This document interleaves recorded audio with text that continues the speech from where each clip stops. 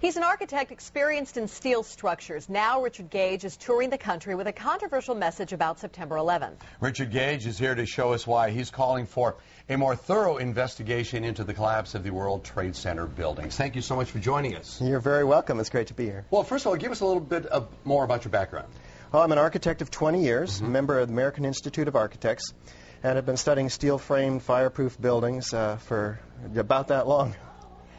We ask that for clarification because as we get into this, we want people to make sure that you're not just somebody with a wacky idea. Right. Okay? You come with some science to you.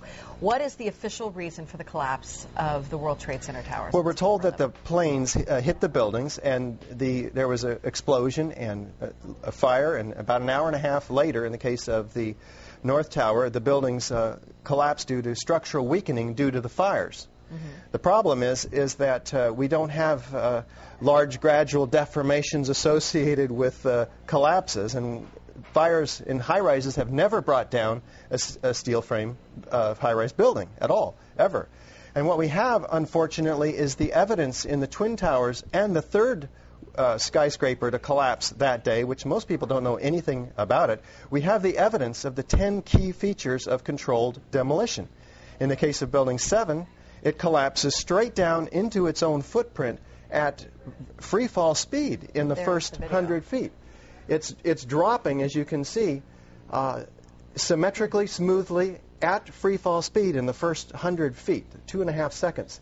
This is uncanny. There's 40,000 tons of structural steel designed to resist this collapse. Is it, what, a 47-story building? Yeah, this is called Building 7, right? A football field away from the Twin Towers.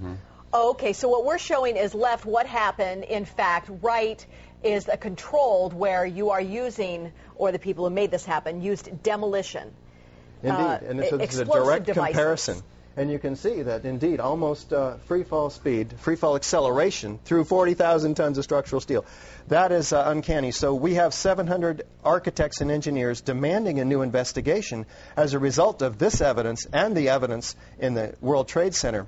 That is very explosive. Almost every architect and engineer we show this information to agrees with us that these are controlled demolitions.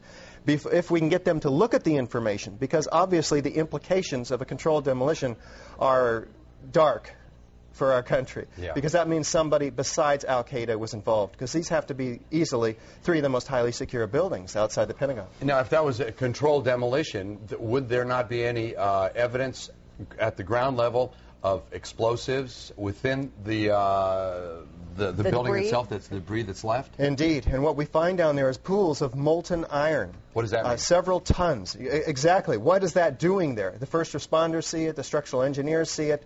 It's documented by FEMA, the melting of steel. Normal office fires is what's supposed to have brought these buildings down, along with jet plane impacts. But jet fuel and office fires don't produce molten iron or molten steel. It doesn't begin to melt until 3,000 degrees. But what we have is the fires only produce maybe 1,600 degrees. So what produced all that molten iron? Well, it has in it the chemical evidence of a special incendiary, which is thermite, a high-tech incendiary used to cut through steel like a hot knife through butter. Indeed. In all of the dust throughout lower Manhattan, we have a 4 to 6 inch thick layer of this dust, and throughout it we have evidence of tiny spheres, billions of them, several tons of previously molten iron. Well, how does that happen?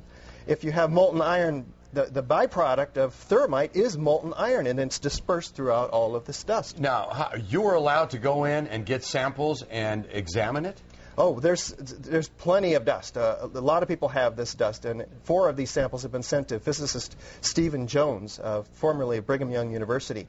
And they find in it not only these spheres, which others have found too, USGS, R.J. Lee, doing toxicological studies.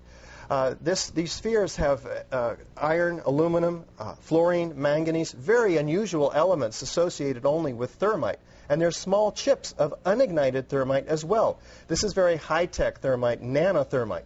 It's not found in a cave in Afghanistan. It's produced in very sophisticated Defense Department contracting laboratories. Okay, well, we have an enemy here. That the finger has been pointed to, that this was the work of al-Qaeda. This was the work of Osama bin Laden, at least to get the planes all going into the buildings and into the field in Pennsylvania and into the Pentagon.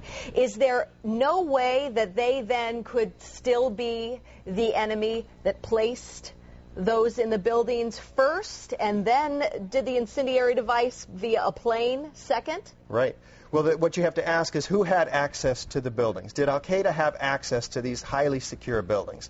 Probably not. Did they have access to sophisticated nanothermite, where the particles are 1,000 times smaller than a human hair? Probably not.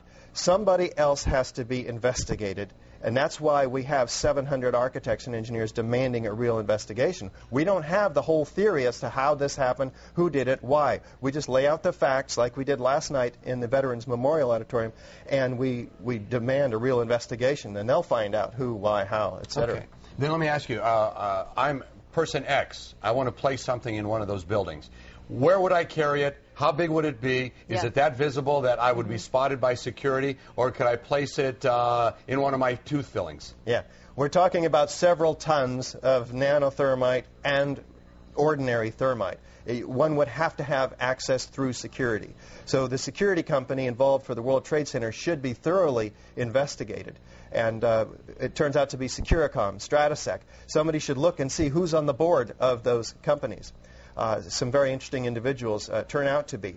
In addition, one would have to have the cover of, say, an elevator modernization, which was, in fact, going on 9 months prior to 9/11, so that there were workers throughout the World Trade Center that had access to the hoistway, which is immediately adjacent to the core columns and beams in the building. You're not trying to freak out the country, but you can't help but feel a little freaked out by this. Yeah, you're getting it. Yeah.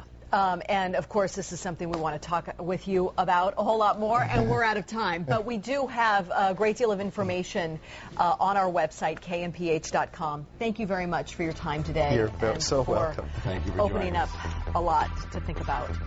We'll be right back.